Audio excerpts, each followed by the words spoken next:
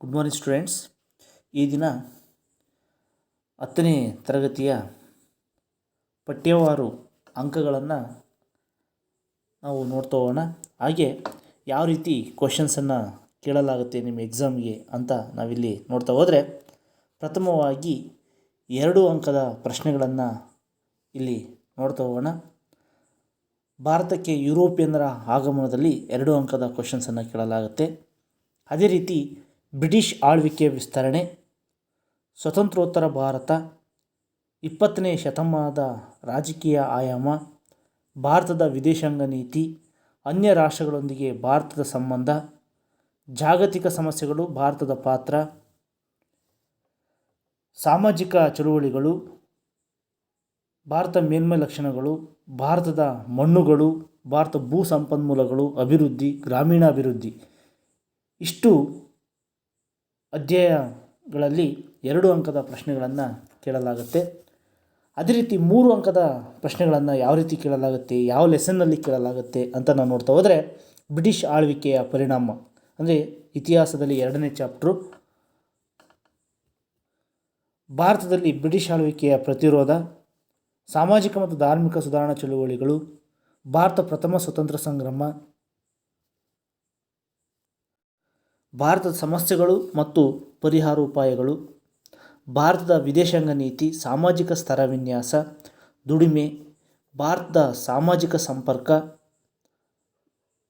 ಭಾರತದ ಸಾರಿಗೆ ಸಂಪರ್ಕ, ಕೈಗಾರಿಕೆ, ಭಾರತದ ನೈಸರ್ಗಿಕ ವಿಪತ್ತು, ಗ್ರಾಮೀಣಾಭಿವೃದ್ಧಿ, ಹಣ ಮತ್ತು ಸಾಲ, ಬ್ಯಾಂಕಿನ ವ್ಯವಹಾರಗಳು, ವ್ಯವಹಾರದ ಜಾಗತೀಕರಣ, ಉದ್ಯಮಗಾರಿಕೆ, ವ್ಯವಹಾರ ಅಧ್ಯಯನ ಮತ್ತು ಜಾಗತೀಕರಣ. 3 ಅಂಕದ ಪ್ರಶ್ನೆಗಳನ್ನು ಈ ಸಂಬಂಧಪಟ್ಟಂತಹ ಅಧ್ಯಯನದಲ್ಲಿ ನಾವು ನೋಡ್ತಾ ಹೋಗ್ತೀವಿ. ಅದೇ ರೀತಿ 4 ಅಂಕದ ಪ್ರಶ್ನೆಯನ್ನು ಸಹ ಇಲ್ಲಿ ಕೇಳಲಾಗುತ್ತೆ. ಸ್ವತಂತ್ರ ಹೋರಾಟ, ಗಾಂಧಿಯುಗ ಮತ್ತು ರಾಷ್ಟ್ರೀಯ ಹೋರಾಟ, 20ನೇ ಶತಮಾನದ ರಾಜಕೀಯ ಆಯಾಮ, ಭಾರತ ಸಮಸ್ಯೆಗಳು ಮತ್ತು ಪರಿಹಾರೋಪಾಯಗಳು, ಭಾರತ ಅರಣ್ಯ ಸಂಪತ್ತು. ಈ ಅಧ್ಯಾಯದಲ್ಲಿ 4 ಅಂಕದ ಪ್ರಶ್ನೆಗಳು. ಅದರ ಜೊತೆ ಒಂದು ಮ್ಯಾಪು ಸಹ ಇರುತ್ತೆ. ಭಾರತ ಭೂಪಟ ಕುರಿತು ಸ್ಥಳಗಳು ಸಹ ಕೊಡಲಾಗುತ್ತೆ. ಅಂದರೆ ಆಲ್ರೆಡಿ ನಾವೆಲ್ಲ ಲೆಸನ್ನನ್ನು ಸಹ ಅಧ್ಯಯನವನ್ನು ಮಾಡಲಾಗಿದೆ. ಈ ದಿನ ಯಾವ ಯಾವ ಚಾಪ್ಟ್ರಲ್ಲಿ ಯಾವ ರೀತಿ ಕ್ವಶನ್ಸ್ಗಳನ್ನು ಕೇಳಲಾಗುತ್ತೆ, 2 ಅಂಕದ ಪ್ರಶ್ನೆಗಳು, 3 ಅಂಕದ ಪ್ರಶ್ನೆಗಳು, 4 ಅಂಕದ ಪ್ರಶ್ನೆ ಮತ್ತು 1 ಅಂಕದ ಪ್ರಶ್ನೆಗಳನ್ನು ನಾವಿಲ್ಲಿ ಡೀಟೇಲ್ಸಾಗಿ ತಿಳಿತಾ ಹೋಗೋಣ. ನೋಡಿ, ಪ್ರಥಮವಾಗಿ ನಾವು ಮೊದಲನೇ ಲೆಸನ್ 2 ಅಂಕದ ಪ್ರಶ್ನೆಗಳನ್ನು ಇಲ್ಲಿ ನಾವು ತಿಳಿತಾ ಹೋದರೆ, ನಾವು ಇಂದಿನ ರಿವಿಷನ್ ಕ್ಲಾಸಲ್ಲೂ ಮತ್ತು ರೆಗ್ಯುಲರ್ ವಿಡಿಯೋ ಕ್ಲಾಸಲ್ಲಿ ನಾವು ಈ ಲೆಸನ್ನನ್ನು 2 ಸತಿ 3 ಸತಿ ಸಹ ಮಾಡಲಾಗಿದೆ. ಅದೇ ರೀತಿಯಾಗಿ ಇವತ್ತು ಇಂಪಾರ್ಟೆಂಟ್ಸ್ ಪಾಯಿಂಟ್ಸ್ಗಳನ್ನು ನಾವಿಲ್ಲಿ ನೋಡ್ತಾ ಹೋಗೋಣ. ಭಾರತಕ್ಕೆ ಯುರೋಪಿಯನ್ನರ ಆಗಮನ, ಭಾರತಕ್ಕೆ ಯುರೋಪಿಯನ್ನರು ಯಾವ ರೀತಿಯಾಗಿ ಬಂದರು, ಯಾವ ರೀತಿ ಇಲ್ಲಿ ನೆಲೆ ಊರಿದ ನಂತರ ಯಾವ ರೀತಿ ತನ್ನ ವ್ಯಾಪಾರ ವಹಿವಾಟುಗಳನ್ನು ನಡೆಸಿದರು, ತನ್ನದೇ ಆದಂಥ ಕಾನೂನನ್ನು ಯಾವ ರೀತಿ ರೂಪಿಸಿದರು, ಸುಮಾರು ವರ್ಷಗಳ ಕಾಲ ಭಾರತವನ್ನು ಆಳಿ ಭಾರತದಲ್ಲಿದ್ದಂಥ ಸಂಪತ್ತನ್ನು ತನ್ನ ದೇಶಕ್ಕೆ ಯಾವ ರೀತಿ ಕೊಂಡೊಯ್ದರು, ಅದೇ ರೀತಿ ಕೊನೆಗೆ ಯಾವ ರೀತಿ ನಮಗೆ ಸ್ವತಂತ್ರವನ್ನು ಕೊಟ್ಟರು ಅನ್ನೋದನ್ನು ನಮಗೆ ಗೊತ್ತಿರುವಂಥದ್ದು. ಭಾರತಕ್ಕೆ ಮತ್ತು ಯುರೋಪಿನ ನಡುವೆ ಪ್ರಾಚೀನ ಕಾಲದಿಂದಲೂ ಸಹ ಒಂದು ವಾಣಿಜ್ಯ ಸಂಬಂಧಗಳು ಏರ್ಪಟ್ಟಿದ್ವು ಅನ್ನೋದು ಗೊತ್ತಿತ್ತು. ಅಂದರೆ ವಾಣಿಜ್ಯ ಸಂಬಂಧಗಳು ಅಂತಿದ್ದರೆ ವ್ಯಾಪಾರ ಸಂಬಂಧ, ಅಂದರೆ ಸಂಬಾರ ಪದಾರ್ಥಗಳ ವ್ಯಾಪಾರ ಯುರೋಪ್ ಮತ್ತು ಭಾರತೀಯರ ನಡುವೆ ಏರ್ಪಟ್ಟಿತ್ತು. ಮೆಣಸು, ಜೀರಿಗೆ, ದಾಲ್ಚಿನ್ನಿ, ಏಲಕ್ಕಿ, ಶುಂಠಿ ಮುಂತಾದಂತಹ ಉತ್ಪನ್ನಗಳಿಗೆ ಯುರೋಪಿನಲ್ಲಿ ಏನಾಯಿತು, ಅಪಾರವಾದಂಥ ಒಂದು ಬೇಡಿಕೆ ಇತ್ತು. ಮಧ್ಯಕಾಲದಲ್ಲಿಯೂ ಸಹ ಯುರೋಪ್, ಭಾರತ ಮತ್ತು ಇತರ ಏಷ್ಯಾದ ದೇಶಗಳ ನಡುವೆ ವ್ಯಾಪಾರ ಅನ್ನೋದು ಮುಂದುವರ್ಕೊಂಡು ಹೋಗಿತ್ತು. ಅದೇ ರೀತಿ ಏಷ್ಯಾದ ಸರಕುಗಳನ್ನು ಏನು ಮಾಡ್ತಾಯಿದ್ರು, ಅರಬ್ಬರು ಅಂದರೆ ಅರಬ್ ವರ್ತಕರು, ಅರಬ್ ವ್ಯಾಪಾರಿಗಳು ಪೂರ್ವ ರೋಮನ್ ಅಂತಿದ್ರೆ ಈಗಿನ ಬೈಜಾಂಟಿಯಂ ಎಂಬ ಒಂದು ಸ್ಥಳ, ಇಲ್ಲಿ ಸಾಮ್ರಾಜ್ಯದ ರಾಜಧಾನಿಯಾದಂತಹ ಕಾನ್ಸ್ಟಂಟಿನೋಪಲ್ ನಗರಕ್ಕೆ ಏನು ಮಾಡ್ತಾಯಿದ್ರು, ಅರಬ್ಬರು ಅಂದರೆ ಅರಬ್ ವ್ಯಾಪಾರಿಗಳು ವಸ್ತುಗಳನ್ನು ತಲುಪಿಸ್ತಾ ಇದ್ದರು. ಅಲ್ಲಿಂದ ವರ್ತಕರುಗಳು ಅಂದರೆ ಇಟಲಿಯ ವ್ಯಾಪಾರಿಗಳು ಏನು ಮಾಡ್ತಿದ್ರು, ಆ ಸಂಬಾರ ಪದಾರ್ಥಗಳನ್ನು ಕೊಂಡ್ಕೊಂಡ್ಬಿಟ್ಟು ರೋಮನ್ ಸಾಮ್ರಾಜ್ಯದ ಭಾಗವಾದಂತಹ ವರ್ತಕರು ಅವುಗಳನ್ನು ಕೊಂಡು ಏನು ಮಾಡ್ತಾಯಿದ್ರು, ಯುರೋಪಿನ ದೇಶಗಳಲ್ಲಿ ಮಾರಾಟವನ್ನು ಮಾಡ್ತಾಯಿದ್ರು, ಅಂದರೆ ಹೆಚ್ಚಿನ ಬೆಲೆಗೆ ಮಾರಾಟವನ್ನು ಮಾಡ್ಕೊಳ್ತಾಯಿದ್ರು. ಹೀಗೆ ಕಾನ್ಸ್ಟಂಟಿನೋಪಲ್ ನಗರ ಏನಿತ್ತು ಅದು ಅಂತಾರಾಷ್ಟ್ರೀಯ ಸರಕು ವಿನಿಮಯ ಕೇಂದ್ರವಾಗುವುದರ ಮೂಲಕ ಯುರೋಪಿನ ಒಂದೇನಾಯಿತು, ವ್ಯಾಪಾರದ ಹೆಬ್ಬಾಗಿಲೆಂದೇ ಪರಿಗಣಿಸಲ್ಪಟ್ಟಿತ್ತು ಅಂತ ನಿಮಗೆ ಹೇಳ್ತಾ ಹೋಗಿದ್ದೆ. ಏಷ್ಯಾ ದೇಶಗಳ ವ್ಯಾಪಾರದ ಮೇಲೆ ಅರಬ್ಬರು ಏಕಸ್ವಾಮ್ಯವನ್ನು ಸಾಧಿಸಿದರೆ ಯುರೋಪಿನ ದೇಶಗಳ ವ್ಯಾಪಾರದ ಮೇಲೆ ಇಟಲಿಯ ವರ್ತಕರು ಅಂದರೆ ವ್ಯಾಪಾರಿಗಳು ಏಕಸ್ವಾಮ್ಯವನ್ನು ಸಾಧಿಸಿದರು. ಹೀಗೆ ಏಷ್ಯಾದ ಸರಕುಗಳು ಇಟಲಿಯ ವರ್ತಕರಿಗೆ ಒಳ್ಳೆಯ ಲಾಭವನ್ನು ತಂದುಕೊಡ್ತಾ ಇತ್ತು ಅಂತ ನಾವು ಹಿಂದಿನ ತರಗತಿಯಲ್ಲಿ ಎಲ್ಲ ತಿಳಿತಾ ಹೋಗಿದ್ವಿ. ಕಾಲಾಂತರವಾಗಿ ಏನಾಯಿತು, ಕಾನ್ಸ್ಟಂಟಿನೋಪಲ್ ನಗರವನ್ನು ಆಟೋಮನ್ ಟರ್ಕರು ಮಾಡಿದ್ರು. 1453ರಲ್ಲಿ ಕಾನ್ಸ್ಟಂಟಿನೋಪಲ್ ನಗರವನ್ನು ಅವರು ವಶಪಡಿಸಿಕೊಂಡ್ರು. ಯಾರು? ಆಟೋಮನ್ ಟರ್ಕರು. ಇದರಿಂದಾಗಿ ಆ ನಗರವನ್ನು ಸಂಧಿಸುವಂತಹ ಎಲ್ಲ ವ್ಯಾಪಾರ ಮಾರ್ಗಗಳು ಟರ್ಕರ ನಿಯಂತ್ರಣಕ್ಕೆ ಹೋಗ್ತವೆ.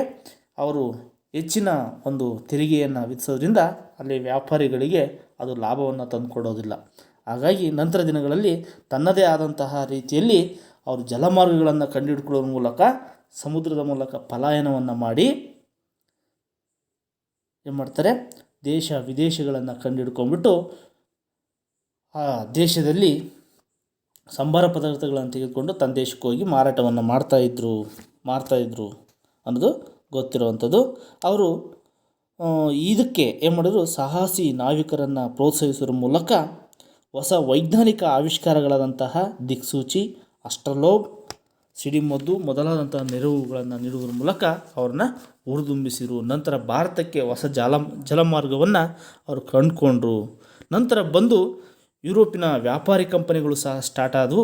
ಅಂತಹ ಭಾರತಕ್ಕೆ ಬಂದಂತಹ ಪ್ರಥಮ ಯುರೋಪಿಯನ್ನರು ಯಾರ್ಯಾರು ಅಂತ ನಾವಿಲ್ಲಿ ನೋಡ್ತಾ ಹೋದರೆ ಪೋರ್ಚುಗೀಸರು, ಡಚ್ಚರು, ಇಂಗ್ಲೀಷರು ಮತ್ತು ಫ್ರೆಂಚರು ತನ್ನದೇ ಆದಂತಹ ಒಂದು ವ್ಯಾಪಾರ ಕೇಂದ್ರವನ್ನಾಗಿ ಮಾಡಿಕೊಂಡು ಅಲ್ಲಿಂದ ತನ್ನ ವ್ಯಾಪಾರಗಳನ್ನು ಅವರು ಪ್ರಾರಂಭಿಸಿದರು. ಪೋರ್ಚುಗೀಸರು ಮೊಟ್ಟ ಮೊದಲು ವೈಸ್ರಾಯ್ ಆಗಿ ಬಂದಂತಹ ಫ್ರಾನ್ಸಿಸ್ಕೋ ಡಿ ಅಲ್ಮೇಡಾ ಇವರು ನೀಲಿ ನೀರಿನ ನೀತಿಯನ್ನು ಜಾರಿ ಮಾಡಿದರು.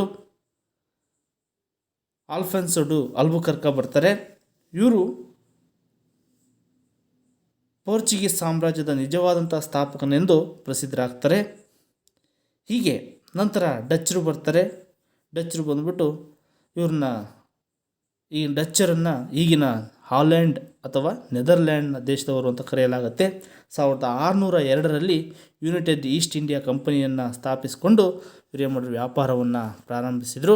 ಅದೇ ರೀತಿ ನಂತರ 1600 ಡಿಸೆಂಬರ್ 30ರಂದು ಇಂಗ್ಲೀಷ್ ಈಸ್ಟ್ ಇಂಡಿಯಾ ಕಂಪನಿಗೆ ಪೂರ್ವ ದೇಶಗಳೊಂದಿಗೆ ವ್ಯಾಪಾರವನ್ನು ನಡೆಸಲು 15 ವರ್ಷಗಳ ಪರವಾನಗಿಯನ್ನು ಇಂಗ್ಲೀಷ್ ಎಲಿಜಬೆತ್ ರಾಣಿಯು ನೀಡ್ತಾರೆ.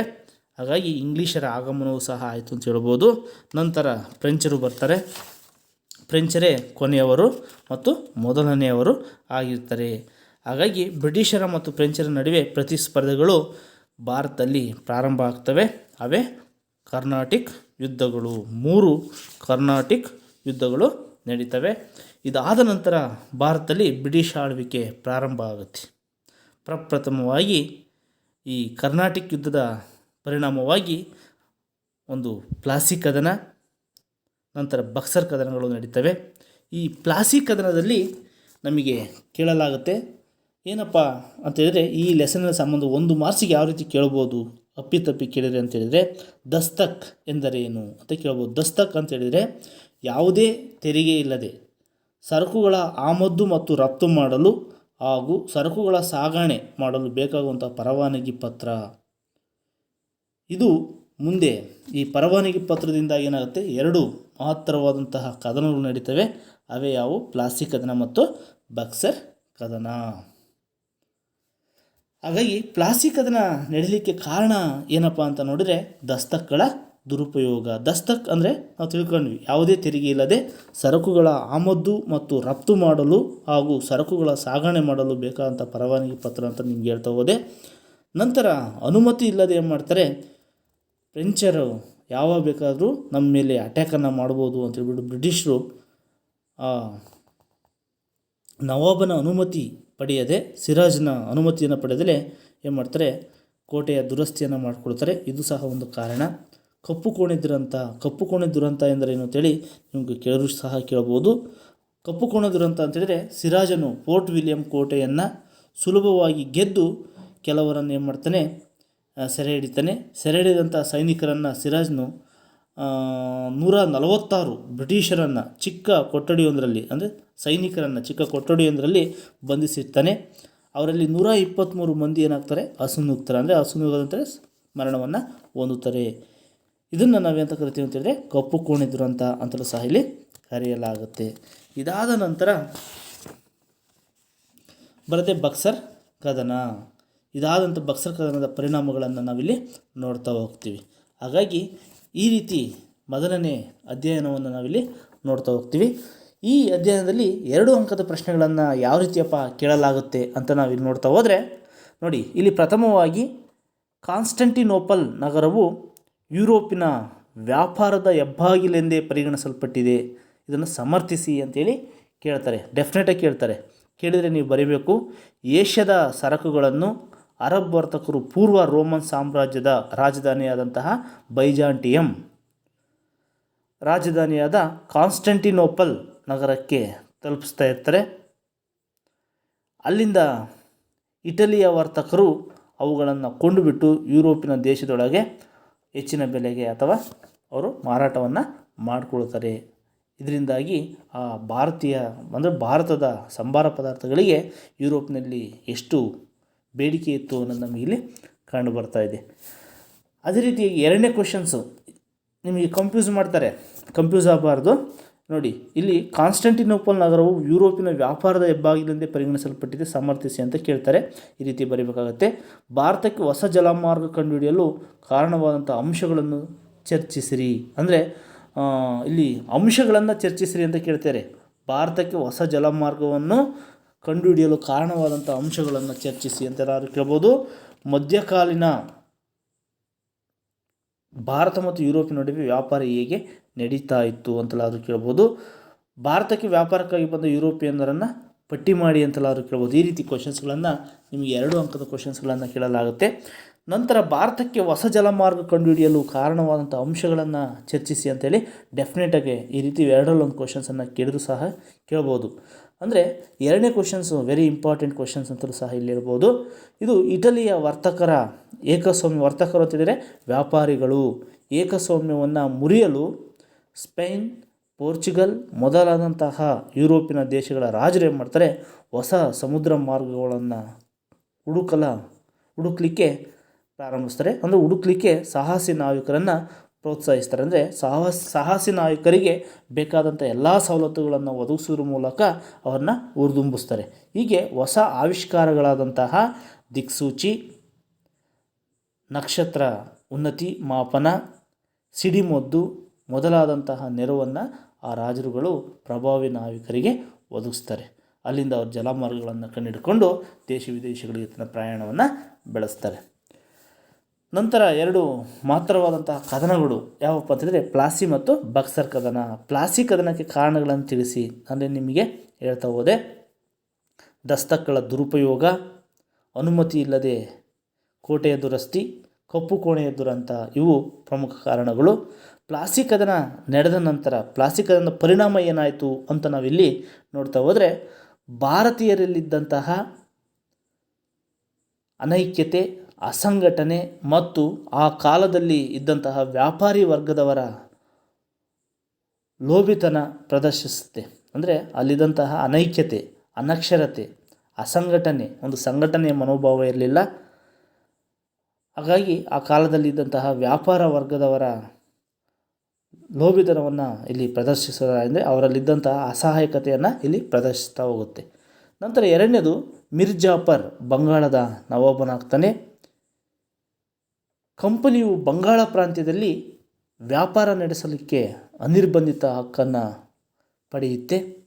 ಮಿರ್ಜಾಫರನ್ನು ಕಂಪನಿಗೆ 17,70,00,000 ರೂಪಾಯಿಗಳನ್ನು ನೀಡ್ತಾನೆ. ಅಂದರೆ ಮಿರ್ಜಾಫರ್ ಬಂಗಾಳದ ನವಾಬನಾದ ನಂತರ ಇದಕ್ಕೆ ಪರ್ಯಾಯವಾಗಿ ಏನು ಮಾಡ್ತಾನೆ, ಬ್ರಿಟಿಷರಿಗೆ ಮಿರ್ಜಾಫರನ್ನು 17,70,00,000 ನೀಡ್ತಾನೆ.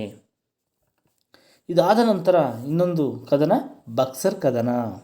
ಬಕ್ಸರ್ ಕದನದ ಪರಿಣಾಮಗಳು ಯಾವುವು ಅಂಥೇಳಿ ನಿಮ್ಗೆ 2 ಮಾರ್ಕ್ಸಿಗೆ ಕೇಳ್ಬೋದು. ಇಲ್ಲಿ ಈಸ್ಟ್ ಇಂಡಿಯಾ ಕಂಪನಿಗೆ ಬಂಗಾಳದ ಮೇಲಿನ ದಿವಾನಿ ಹಕ್ಕನ್ನು 2ನೇ ಶಾ ಆಲಮನು ನೀಡ್ತಾನೆ.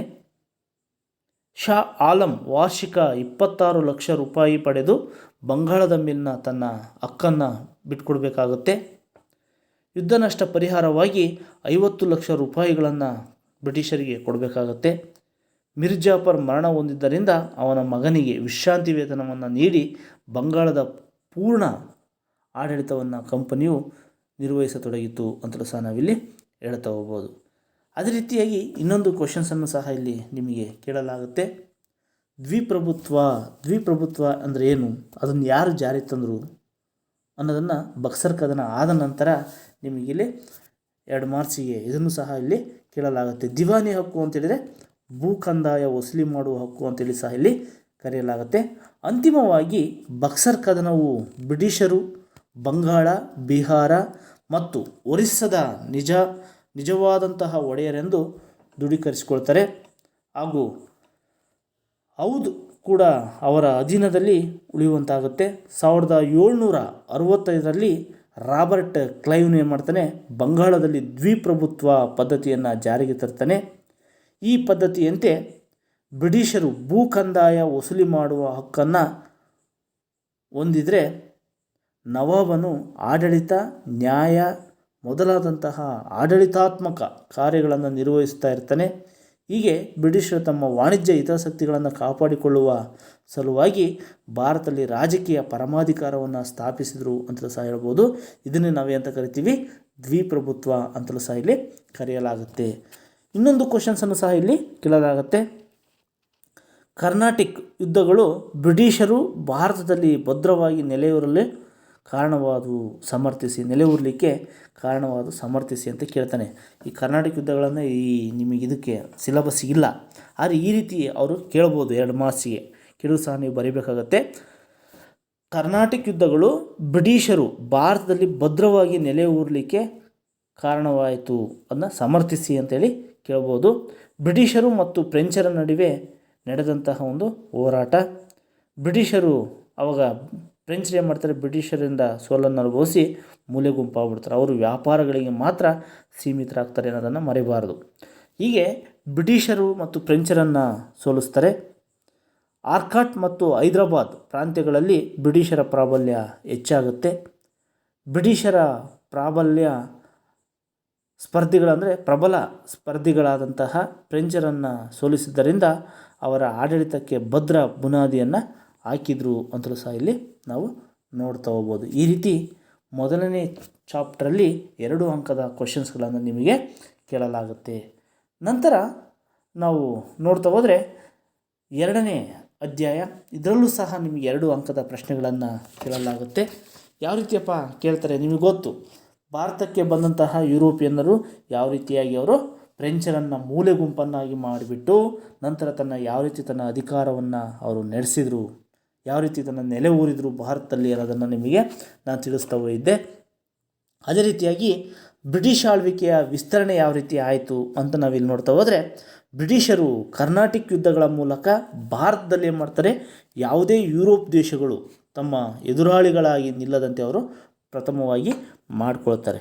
ಅಂದರೆ ಪ್ಲಾಸಿ ಮತ್ತು ಬಕ್ಸರ್ ಕದನಗಳ ಮೂಲಕ ಬಂಗಾಳ ಪ್ರಾಂತ್ಯದ ಮೇಲೆ ಸಂಪೂರ್ಣ ರಾಜಕೀಯ ನಿಯಂತ್ರಣವನ್ನು ಸಾಧಿಸಿದ್ರ ಮೂಲಕ 1765ರ ಹೊತ್ತಿಗೆ ಬಹುತೇಕ ಪೂರ್ವ ಭಾಗದ ಭಾರತದ ಮೇಲೆ ಪ್ರಭುತ್ವವನ್ನು ಅವರು ಸಾಧಿಸುವುದರ ಮೂಲಕ ಭಾರತದ ಪಶ್ಚಿಮ ಮತ್ತು ದಕ್ಷಿಣ ಭಾಗಗಳಲ್ಲಿ ಮೈಸೂರು ಮತ್ತು ಮರಾಠ ರಾಜ್ಯಗಳು ಏನಾಗಿರ್ತವೆ ಆ ಸಂದರ್ಭದಲ್ಲಿ ಪ್ರಬಲರಾಗಿದ್ದ ಕಾರಣ ಅವರ ಆಟೋಟೋಪಗಳು ಅಂತ ಏನು ಕರಿತೀವೋ ಅವು ನಡೆಯೋದಿಲ್ಲ. ಹಾಗಾಗಿ ಬಂಗಾಳ ಮತ್ತು ಬೊಂಬಾಯಿಗೆ ಮಾತ್ರ ಸೀಮಿತ ಆಗುತ್ತೆ. ಯಾರ್ದು?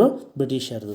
ಹಾಗಾಗಿ ಬ್ರಿಟಿಷರ ಮುಂದಿನ ವಿಸ್ತರಣಾ ನೀತಿಗೆ ಅಡ್ಡಿಯಾಗಿದ್ದವರು ಯಾರಪ್ಪ ಅಂತಂದರೆ ಮರಾಠ ಪೇಶ್ವೆಗಳು ಮತ್ತು ಮೈಸೂರು ಸಂಸ್ಥಾನದಲ್ಲಿ ಅಧಿಕಾರಕ್ಕೆ ಬಂದಂತಹ ಹೈದರಾಲಿ ಮತ್ತು ಅವನ ಮಗನಾದಂತಹ ಟಿಪ್ಪು ಸುಲ್ತಾನ್. ಇವರು ಬ್ರಿಟಿಷರ ಅಪ್ಪಟ ವಿರೋಧಿಗಳು ಸಹ ಆಗಿದ್ದರು.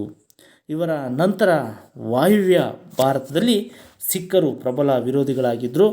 19ನೇ ಶತಮಾನದ ಆರಂಭದ ದಶಕಗಳಲ್ಲಿ ಪ್ರಾವರ್ಧಮಾನಕ್ಕೆ ಬಂದಂತಹ ರಣಜಿತ್ ಸಿಂಗನು ಸಿಖ್ಖರನ್ನೇ ಮಾಡ್ತಾನೆ ಸಂಘಟಿಸುವಲ್ಲಿ ಯಶಸ್ವಿಯಾಗ್ತಾನೆ. ಬ್ರಿಟಿಷರು ಭಾರತದಲ್ಲಿ ತಮ್ಮ ಸಾಮ್ರಾಜ್ಯ ವಿಸ್ತರಣೆಗಾಗಿ 18ನೇ ಶತಮಾನದ ಮಧ್ಯಭಾಗದಿಂದ 19ನೇ ಶತಮಾನದ ಮಧ್ಯಾಂತದವರೆಗೂ ಮೇಲಿಂದ ಮೇಲೆ ಏನು ಮಾಡ್ತಾನೆ ಅನೇಕ ಯುದ್ಧಗಳನ್ನು ಕೈಗೊಳ್ಳುತ್ತಾರೆ. ಅಂತೆಯೇ ಸಹಾಯಕ ಸೈನ್ಯ ಪದ್ಧತಿ ಮತ್ತು ದತ್ತು ಮಕ್ಕಳಿಗೆ ಹಕ್ಕಿಲ್ಲ ಆದಂತಹ ನೀತಿಗಳನ್ನು ಅಳವಡಿಸಿಕೊಳ್ಳುವುದರ ಮೂಲಕ ಅಪಾಯವಾಗಿಯೂ ಸಹ ಭಾರತೀಯ ರಾಜ್ಯಗಳನ್ನು ಕಬಳಿಸ್ತಾರೆ. ಈ ಅವಧಿಯಲ್ಲಿ ಬ್ರಿಟಿಷರು ಭಾರತದ ದಕ್ಷಿಣ, ಪಶ್ಚಿಮ ಮತ್ತು ವಾಯುವ್ಯ ಭಾಗಗಳಲ್ಲಿ ಮಾಡ್ತಾರೆ ನೆಲೆಸಿದ್ದಂತಹ ಯುದ್ಧಗಳಲ್ಲಿ 3 ಆಂಗ್ಲೋ ಮರಾಠ ಯುದ್ಧಗಳು, 4 ಆಂಗ್ಲೋ ಮೈಸೂರು ಯುದ್ಧಗಳು ಮತ್ತು 2 ಆಂಗ್ಲೋ ಸಿಖ್ ಯುದ್ಧಗಳು ಸಹ ಸೇರಿಕೊಳ್ತವೆ. ಮೈಸೂರು ಯುದ್ಧಗಳನ್ನು 4ನೇ ಪಾಠದಲ್ಲಿ ನಾವು ಚರ್ಚಿಸ್ತಾ ಹೋಗೋಣ. ಹಾಗಾಗಿ ಇಲ್ಲಿ ಬ್ರಿಟಿಷರು ನಡೆಸಿದಂತಹ ಮರಾಠ ಮತ್ತು ಸಿಖ್ ಯುದ್ಧಗಳು ಕುರಿತು ನಾವಿಲ್ಲಿ ತಿಳಿತಾ ಹೋಗೋಣ. ಹಾಗಾಗಿ ನಾವು ಇಂದಿನ ತರಗತಿಯಲ್ಲಿ ನೋಡ್ತಾ ಇದ್ದೀವಿ. ಮೊದಲನೇ ಆಂಗ್ಲೋ ಮರಾಠ ಯುದ್ಧ 1775ರಿಂದ 1782 ನಡುವೆ ನಡೆಯುತ್ತೆ. ಅದೇ ರೀತಿಯಾಗಿ ಅಲ್ಲಿ ಲಾರ್ಡ್ ವೆಲ್ಲೆಸ್ಲಿ ಸಹಾಯಕ ಸೈನ್ಯ ಪದ್ಧತಿಯನ್ನು ಜಾರಿ ಮಾಡುವುದರ ಮೂಲಕ ಯಾವ ನೀತಿಯನ್ನು ಸ್ಥಳೀಯ ರಾಜರುಗಳು ದೇಶೀಯ ರಾಜರುಗಳ ಮೇಲೆ ಹೇರಲಾಗುತ್ತೆ ಅಂತ ಇಲ್ಲಿ ನಾವು ನೋಡ್ತಾ ಹೋಗೋಣ. ಹಾಗಾದರೆ ಲಾರ್ಡ್ ವೆಲ್ಲೆಸ್ಲಿಯು ನೋಡಿ, ಇಲ್ಲಿ ಬ್ರಿಟಿಷ್ ಆಳ್ವಿಕೆ ವಿಸ್ತರಣೆ ಇಲ್ಲಿ ಬರುವಂತಹ 2 ಅಂಕದ ಪ್ರಶ್ನೆಗಳನ್ನು ಈ ರೀತಿಯಾಗಿ ಕೇಳಲಾಗುತ್ತೆ. ಲಾರ್ಡ್ ವೆಲ್ಲೆಸ್ಲಿಯು ತನ್ನ ಗುರಿಯಲ್ಲಿ ಸಾಧಿಸಲು ಅನುಸರಿಸಿದಂಥ ವಿಧಾನಗಳು ಯಾವುವು ಅಂತ ಸಹ ಇಲ್ಲಿ ಕೇಳಲಾಗುತ್ತೆ. ಸಹಾಯಕ ಸೈನ್ಯ ಪದ್ಧತಿಯನ್ನು ಪ್ರಥಮವಾಗಿ ಜಾರಿ ಮಾಡ್ತಾನೆ. ಹೊಸ ರಾಜ್ಯಗಳ ಮೇಲೆ ಯುದ್ಧಗಳು, ಈಗಾಗಲೇ ಕಂಪನಿಯ ಅಧೀನಕ್ಕೆ ಒಳಪಟ್ಟಿರುವ ರಾಜ್ಯಗಳನ್ನು ನೇರ ನಿಯಂತ್ರಣಕ್ಕೆ ಒಳಪಡಿಸಿಕೊಳ್ಳುವುದು, ಇದು ಲಾರ್ಡ್ ವೆಲ್ಲೆಸ್ಲಿಯ ಗುರಿಯಾಗಿತ್ತು. ಅಂದರೆ ಲಾರ್ಡ್ ವೆಲ್ಲೆಸ್ಲಿ 1798ರಿಂದ 1805 ನಡುವೆ ಆಡಳಿತವನ್ನು ನಡೆಸ್ತಾನೆ. ಲಾರ್ಡ್ ವೆಲ್ಲೆಸ್ಲಿ ಗವರ್ನರ್ ಜನರಲ್ ಆಗಿ ಬಂದ ನಂತರ ಭಾರತದಲ್ಲಿ ಬ್ರಿಟಿಷ್ ಸಾಮ್ರಾಜ್ಯ ವಿಸ್ತರಣೆ ಏನಾಗುತ್ತೆ, ದೊಡ್ಡ ಪ್ರಮಾಣದಲ್ಲಾಗುತ್ತೆ. ಇವನ ಆಗಮನದ ಹೊತ್ತಿಗೆ ಬಲಿಷ್ಠ ಮರಾಠ ಮತ್ತು ಮೈಸೂರು ರಾಜ್ಯಗಳು ದುರ್ಬಲಗೊಂಡಿದ್ದು ವಿಸ್ತರಣಾ ನೀತಿಗೆ ಏನಾಗುತ್ತೆ, ಅವನಿಗೆ ಅನುಕೂಲವಾಗ್ತಾ ಹೋಗುತ್ತೆ. ಈ ಗುರಿಯನ್ನು ಸಾಧಿಸಲಿಕ್ಕೆ ಅವನೇನು ಮಾಡ್ತಾನೆ, 3 ವಿಧಾನಗಳನ್ನು ಅನುಸರಿಸ್ತಾನೆ. ಅವುಗಳೇ ಯಾವುವು? ಸಹಾಯಕ ಸೈನ್ಯ ಪದ್ಧತಿ, ಹೊಸ ರಾಜ್ಯಗಳ ಮೇಲೆ ಯುದ್ಧಗಳು ಮತ್ತು ಈಗಾಗಲೇ ಕಂಪನಿಯ ಅಧೀನಕ್ಕೆ ಒಳಪಟ್ಟಿರುವ ರಾಜ್ಯಗಳನ್ನು ನೇರ ನಿಯಂತ್ರಣಕ್ಕೆ ತೆಗೆದುಕೊಳ್ಳೋದು. ಇಷ್ಟು ಸಹಾಯ ಸೈನ್ಯ ಪದ್ಧತಿಯ ನಿಬಂಧನೆಗಳು ಆಗಿದ್ದು ಅಂತಲೂ ಸಹ ಇಲ್ಲಿ ಹೇಳ್ತಾ ಹೋಗ್ಬೋದು. ಹಾಗಾದರೆ ಸಹಾಯಕ ಸೈನ್ಯ ಪದ್ಧತಿ ಅಂದ್ರೇನು ಅಂತ ಕೇಳ್ತಾನೆ. ಇದು ನಿಮ್ಮ ಸಿಲಬಸ್ಸಿಗೆ ಈ ಸತಿ ತೆಗೆಯಲಾಗಿದೆ. ಆದರೂ ಸಹ ನಾವು ತಿಳ್ಕೊಳ್ಳುವ ದೃಷ್ಟಿಯಿಂದ ಸಹಾಯಕ ಸೈನ್ಯ ಪದ್ಧತಿ ಅಂತೇಳಿದರೆ ಭಾರತೀಯ ರಾಜ್ಯಗಳನ್ನು ನಿಯಂತ್ರಣಕ್ಕೆ ಒಳಪಡಿಸಿಕೊಳ್ಳುವ ಸಲುವಾಗಿ ಸಹಾಯಕ ಸೈನ್ಯ ಪದ್ಧತಿ ಎಂಬ ನೀತಿಯನ್ನು ವೆಲ್ಲೆಸ್ಲಿ ಏನು ಮಾಡ್ತಾನೆ 1798ರಲ್ಲಿ ಜಾರಿಗೆ ತರ್ತಾನೆ. ಸಹಾಯಕ ಸೈನ್ಯ ಪದ್ಧತಿಯು ಬ್ರಿಟಿಷ್ ಈಸ್ಟ್ ಇಂಡಿಯಾ ಕಂಪನಿ ಮತ್ತು ಭಾರತೀಯ ರಾಜ್ಯಗಳ ನಡುವಿನ ಒಂದು ಸೈನಿಕ ಒಪ್ಪಂದ ಅಂತೇಳಿ ನಾವಿಲ್ಲಿ ಹೇಳ್ತಾ ಹೋಗ್ಬೋದು. ಸಹಾಯಕ ಸೈನ್ಯ ಪದ್ಧತಿ ನಿಬಂಧನೆಗಳು ಯಾವ್ಯಾವಪ್ಪ ಆಗಿದ್ವು ಅಂತ ಇಲ್ಲಿ ನಾವು ಒಂದು ಅಂಶವನ್ನು ನೋಡ್ತಾ ಹೋದರೆ, ಭಾರತೀಯ ರಾಜನು ಬ್ರಿಟಿಷ್ ಸೈನಿಕ ತುಕಡಿಯನ್ನು ತನ್ನ ರಾಜ್ಯದಲ್ಲಿ ಇರಿಸಿಕೊಳ್ಬೇಕಾಗಿತ್ತು. ಸೇನೆಯ ವೇತನ ಮತ್ತು ನಿರ್ವಹಣೆಯ ವೆಚ್ಚವನ್ನು ಸಂಬಂಧಪಟ್ಟ ರಾಜ್ಯವೇ ಭರಿಸಬೇಕು, ಇಲ್ಲವೇ ನಿರ್ದಿಷ್ಟ ಕಂದಾಯ ಪ್ರದೇಶವನ್ನು ಅವನು ಬಿಟ್ಕೊಡ್ಬೇಕಾಗಿತ್ತು. ರಾಜನ ಆಸ್ಥಾನದಲ್ಲಿ ಬ್ರಿಟಿಷ್ ರೆಸಿಡೆಂಟನ್ನು ನೇಮಿಸಿಕೊಳ್ಬೇಕಾಗಿತ್ತು. ಬ್ರಿಟಿಷರ ಅನುಮತಿ ಇಲ್ಲದೆ ಆಸ್ಥಾನದಲ್ಲಿ ಯಾವುದೇ ಯುರೋಪಿಯನ್ನರನ್ನು ನೇಮಿಸಿಕೊಳ್ಳುವಂತಿಲ್ಲ. ಯುರೋಪಿಯನ್ನರು ಅಂತಂದರೆ ಫ್ರೆಂಚರನ್ನು ಅವರು ಒಳಗಡೆ ಬಿಟ್ಕೊಳ್ಳೋ ಹಾಗಿರಲಿಲ್ಲ. ಭಾರತದ ಯಾವುದೇ ರಾಜ್ಯಗಳೊಂದಿಗೆ ಯುದ್ಧ ಅಥವಾ ಸಂಧಾನ ಮಾಡಿಕೊಳ್ಳಬೇಕಾದ್ರೆ ಗವರ್ನರ್ ಜನರಲ್ನ ಸಮ್ಮತಿಯನ್ನು ಪಡ್ಕೋಬೇಕಾಗಿತ್ತು. ಇದಕ್ಕೆ ಪ್ರತಿಯಾಗಿ ಕಂಪನಿಯು ಆ ರಾಜ್ಯಕ್ಕೆ ಆಂತರಿಕ ಮತ್ತು ಬಾಹ್ಯ ರಕ್ಷಣೆಯನ್ನು ಒದಗಿಸ್ತಾ ಇತ್ತು ಅಂತೇಳಿ ಹೇಳ್ಬೋದು. ಇದು ಸಹಾಯಕ ಸೈನ್ಯ ಪದ್ಧತಿಯಲ್ಲಿದ್ದಂತಹ ನಿಬಂಧನೆಗಳಾಗಿದ್ದು. ನಂತರ ಎರಡನೇದು ದತ್ತು ಮಕ್ಕಳಿಗೆ ಹಕ್ಕಿಲ್ಲ ಎಂಬ ನೀತಿ. ದತ್ತು ಮಕ್ಕಳಿಗೆ ಹಕ್ಕಿಲ್ಲ ಎಂಬ ನೀತಿ ನಮಗೆ ಗೊತ್ತಿರುವಂಥದ್ದು. ಇದನ್ನು ಯಾರಪ್ಪ ಜಾರಿ ತರ್ತಾರೆ ಅಂತಂದರೆ ಡಾಲೌಸಿ, ಲಾರ್ಡ್ ಡಾಲೌಸಿ ದತ್ತು ಮಕ್ಕಳಿಗೆ ಹಕ್ಕಿಲ್ಲ ಎಂಬ ನೀತಿಯನ್ನು 1848ರಲ್ಲಿ ಭಾರತಕ್ಕೆ ಗವರ್ನರ್ ಜನರಲ್ ಆಗಿ ಬಂದಂತಹ ಯಾರು ಲಾರ್ಡ್ ಡಾಲ್ಹೌಸಿಯು ಭಾರತದ ಎಲ್ಲ ದೇಶೀಯ ಸಂಸ್ಥಾನಗಳನ್ನು ಬ್ರಿಟಿಷ್ ಸಾಮ್ರಾಜ್ಯದಲ್ಲಿ ವಿಲೀನಗೊಳಿಸುವ ಅಂತಿಮ ಪ್ರಯತ್ನವನ್ನು ಅವರು ನಡೆಸ್ತಾನೆ. ಇದು ಡಾಲ್ಹೌಸಿಯು ತನ್ನ ವಿಸ್ತರಣಾ ನೀತಿಯನ್ನು ದತ್ತು ಮಕ್ಕಳಿಗೆ ಹಕ್ಕಿಲ್ಲ ಎಂಬ ನೀತಿಯ ಮೂಲಕ ಸಾಧಿಸಿದನು ಅಂತಲೂ ಸಹ ಇಲ್ಲಿ ಹೇಳ್ಬೋದು. ಈ ನೀತಿಯ ಪ್ರಕಾರ ಯಾವನೇ ಒಬ್ಬ ಭಾರತೀಯ ರಾಜನು ಮಕ್ಕಳಿಲ್ಲದೆ ಮೃತನಾದರೆ ಅವನು ದತ್ತು ತೆಗೆದುಕೊಂಡಿದ್ದ ಪುತ್ರನಿಗೆ ಉತ್ತರಾಧಿಕಾರತ್ವದ ಹಕ್ಕಿರೋದಿಲ್ಲ. ಹಾಗಾಗಿ ಅಂತಹ ರಾಜ್ಯಗಳನ್ನು ಬ್ರಿಟಿಷ್ ಸಾಮ್ರಾಜ್ಯದಲ್ಲಿ ವಿಲೀನಗೊಳಿಸಿಕೊಳ್ಳಬೇಕಾಗುತ್ತೆ. ಈ ನೀತಿಗೆ ಅಂತ ಕರೆಯಲಾಗುತ್ತೆ ಒಳಪಟ್ಟಂತಹ ಅಂತಹ ರಾಜ್ಯಗಳನ್ನು ನಾವಿಲ್ಲಿ ನೋಡ್ತಾ ಹೋಗೋಣ. ಅಂದರೆ ದತ್ತು ಮಕ್ಕಳಿಗೆ ಹಕ್ಕಿಲ್ಲ ಎಂಬ ನೀತಿಗೆ ಒಳಪಟ್ಟಂತಹ ರಾಜ್ಯಗಳು ಯಾವ್ಯಾವಪ್ಪ ಅಂತ ನಾವಿಲ್ಲಿ ನೋಡ್ತಾ ಹೋದರೆ ಸತಾರ, ಜೈಪುರ್, ಸಂಬಲ್ಪುರ್, ಉದಯ್ಪುರ್, ಝಾನ್ಸಿ, ನಾಗಪುರ ಮೊದಲಾದವುಗಳು ಪ್ರಮುಖವಾದವುಗಳು ಅಂತ ಸಹ ಇಲ್ಲಿ ನಾವು ನೋಡ್ತಾ ಹೋಗ್ಬೋದು. ಹೀಗೆ ಕೇಳ್ತಾನೆ ಇಲ್ಲಿ 1-2 ಮಾರ್ಕ್ಸಿಗೆ ಲಾರ್ಡ್ ವೆಲ್ಲೆಸ್ಲಿಯು ತನ್ನ ಗುರಿಯನ್ನು ಸಾಧಿಸಲು ಅನುಸರಿಸಿದಂಥ ವಿಧಾನಗಳು ಯಾವುವು ಅಂತ ನೋಡ್ಬೋದು. ಅವನು ಯುದ್ಧಪ್ರಿಯ ನೀತಿಯನ್ನು ಲಾರ್ಡ್ ವೆಲ್ಲೆಸ್ಲಿ ಅನುಸರಿಸಿದ್ರಿಂದ ಕೊನೆಗೇನಾಗುತ್ತೆ, ಈಸ್ಟ್ ಇಂಡಿಯಾ ಕಂಪನಿಗೆ ಲಾಸ್ ಆಗುತ್ತೆ. ಆಗ ವೈಯಕ್ತಿಕವಾಗಿ ತನ್ನ ರಾಜೀನಾಮೆಯನ್ನು ಕೊಟ್ಟು ಮತ್ತೆ ಅವನು ತನ್ನ ತಾಯ್ನಾಡಾದಂಥ ಇಂಗ್ಲೆಂಡ್ಗೆ ಅವನು ವಾಪಸ್ ಹೋಗ್ತಾನೆ. ಅವನ ನಂತರ ಬಂದವರು ಯಾರಪ್ಪ ಅಂತೇಳಿದರೆ ಲಾರ್ಡ್ ಡಾಲ್ಹೌಸಿ. ಇವನು ದತ್ತು ಮಕ್ಕಳಿಗೆ ಹಕ್ಕಿಲ್ಲ ಎಂಬ ನೀತಿಯನ್ನು ತರೋದ್ರ ಮೂಲಕ ಭಾರತದಲ್ಲಿದ್ದಂತಹ ಗಂಡು ಸಂತಾನವಿಲ್ಲದಂತಹ ಸಾಮ್ರಾಜ್ಯಗಳನ್ನು ತನ್ನ ಸಾಮ್ರಾಜ್ಯಕ್ಕೆ ಅವನು ವಿಲೀನ ಮಾಡ್ಕೊಳ್ತಾ ಹೋಗ್ತಾನೆ. ಅಂತಹ ಸಾಮ್ರಾಜ್ಯಗಳು ಸತಾರ, ಜೈಪುರ್, ಸಂಬಲ್ಪುರ್, ಉದಯ್ಪುರ್, ಝಾನ್ಸಿ ಮತ್ತು ನಾಗಪುರ ಇವುಗಳು ಆಗಿರ್ತವೆ. ಇದನ್ನು ಸಹ 2 ಮಾರ್ಕ್ಸಿಗೆ ಕೇಳಲಾಗುತ್ತೆ. ನಂತರ 3ನೇ ಆಂಗ್ಲೋ ಮರಾಠ ಯುದ್ಧಕ್ಕೆ ಕಾರಣವಾದಂಥ ಅಂಶಗಳನ್ನು ತಿಳಿಸಿ ಅಂತೇಳಿ ನಿಮಗೆ 2 ಅಂಕ ಪ್ರಶ್ನೆಯನ್ನು ಇಲ್ಲಿ ಕೇಳಲಾಗುತ್ತೆ. ನೀವು ಇಲ್ಲಿ ಈ ರೀತಿ ಪಾಯಿಂಟ್ಸನ್ನು ಮಾಡ್ತಾ ಹೋಗಬೇಕು. 2 ಅಂಕದ ಪ್ರಶ್ನೆಗಳಿಗೆ 4 ಅಥವಾ 5, 6 ಪಾಯಿಂಟ್ಸ್ ಮಾಡಿದರೆ ಸಾಕು. 2 ಅಂಕಗಳನ್ನು ನಿಮಗೆ ಕೊಡಲಾಗುತ್ತೆ. ಹಾಗಾಗಿ 1817ರಲ್ಲಿ ಪೇಶ್ವೆ ಏನು ಮಾಡ್ತಾನೆ, ಪೂನಾದಲ್ಲಿ ಬ್ರಿಟಿಷ್ ರೆಸಿಡೆನ್ಸಿಯ ಮೇಲೆ ದಾಳಿಯನ್ನು ನಡೆಸ್ತಾನೆ. ನಾಗಪುರದ ಅಪ್ಪ ಸಾಹೇಬ ಮತ್ತು ಹೋಳ್ಕರ್ ಕೂಡ ಬ್ರಿಟಿಷರ ವಿರುದ್ಧ ದಂಗೆ ಎದ್ದು ಸೋಲನ್ನು ಅನುಭವಿಸ್ತಾರೆ. ಪೇಶ್ವೆ 2ನೇ ಬಾಜಿರಾಯನು ಬ್ರಿಟಿಷರ ವಿರುದ್ಧ 1818ರಲ್ಲಿ ಸೋತು ಶರಣಾಗತನಾಗ್ತಾನೆ. ಬ್ರಿಟಿಷರು ಪೇಶ್ವೆ ಪದವಿಯನ್ನು ರದ್ದುಗೊಳಿಸಿ ಬಾಜಿರಾಯನಿಗೆ ವಿಶ್ರಾಂತಿ ವೇತನವನ್ನು ನೀಡ್ತಾರೆ. ಇಷ್ಟು ನೀವು 2 ಅಂಕದ ಪ್ರಶ್ನೆಗೆ ಆನ್ಸರನ್ನು ಬರೀಬೇಕಾಗತ್ತೆ. ಬ್ರಿಟಿಷರ ಅಧಿಕಾರ ವಿಸ್ತರಣೆಗೆ ದತ್ತು ಮಕ್ಕಳಿಗೆ ಹಕ್ಕಿಲ್ಲ ಎಂಬ ನೀತಿಯು ಹೇಗೆ ಸಹಾಯಕವಾಯಿತು ಅಂತ ಹೇಳಿ 2 ಅಂಕದ ಪ್ರಶ್ನೆಗಳನ್ನು ನಿಮಗೆ ಕೇಳಬಹುದು. ಕೇಳಿದರೆ ಡಾಲ್ಹೌಸಿಯು ತನ್ನ ವಿಸ್ತರಣಾ ನೀತಿಯನ್ನು ದತ್ತು ಮಕ್ಕಳಿಗೆ ಹಕ್ಕಿಲ್ಲ ಎಂಬ ನೀತಿಯ ಮೂಲಕ ಸಾಧಿಸ್ತಾ ಹೋಗ್ತಾನೆ. ಈ ನೀತಿಯ ಪ್ರಕಾರ ಯಾವನೇ ಒಬ್ಬ ಭಾರತೀಯ ರಾಜನು ಮಕ್ಕಳಿಲ್ಲದೆ ಮೃತನಾದರೆ ಅವನು ದತ್ತು ತೆಗೆದುಕೊಂಡಿದ್ದಂಥ ಪುತ್ರನಿಗೆ ಉತ್ತರಾಧಿಕಾರದ ಹಕ್ಕಿಲ್ಲ. ಅಂತಹ ರಾಜ್ಯಗಳನ್ನು ಬ್ರಿಟಿಷ್ ಸಾಮ್ರಾಜ್ಯದಲ್ಲಿ ವಿಲೀನಗೊಳಿಸಲಾಗುತ್ತೆ ಅಂತಲೂ ಸಹ ಇಲ್ಲಿ ಹೇಳಲಾಗುತ್ತೆ. ಇಷ್ಟು ವಿಡಿಯೋ ಇವತ್ತಿಗೆ ಸಾಕು. ಈ 2 ಚಾಪ್ಟರ್ಸ್, ಇತಿಹಾಸದ 2 ಚಾಪ್ಟರ್ಸಲ್ಲಿ ನಿಮಗೆ 2 ಅಂಕದ 4 ಅಂಕಕ್ಕೆ ಸಂಬಂಧಪಟ್ಟಂತಹ ಕ್ವಶನ್ಸ್ಗಳನ್ನು ನಿಮಗೆ ಇಂಪಾರ್ಟೆಂಟ್ ಕ್ವಶನ್ಸನ್ನು ಹೇಳಲಾಗಿದೆ. ಇವುಗಳನ್ನು ನೀವು ನೋಡ್ತಾ ಹೋಗಬೇಕು, ಜೊತೆಗೆ ಕಲಿತಾ ಹೋಗಬೇಕು. ಇಷ್ಟು ವಿಡಿಯೋ ಸಾಕು. Thank you.